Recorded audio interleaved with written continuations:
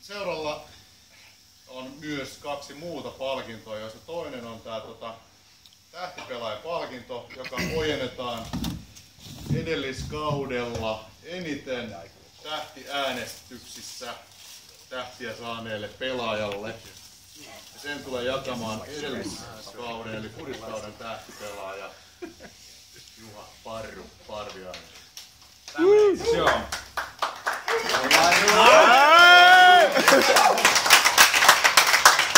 Tällainen 2 henkilöllä, tää on vielä melkein lämmin kaiverruksesta suoraan. VP Lehtikangas ei kaikesta päätellä ole täällä, mutta... Mutta Ville Purantaus joo.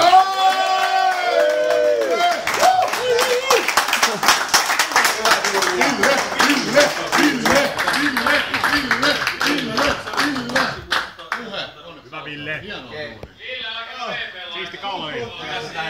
Raaputaan VPV:n käsiin. Iso.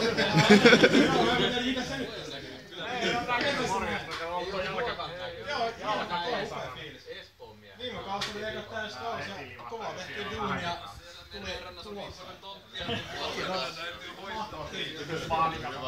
Onneksi VP täällä saa jatkoa.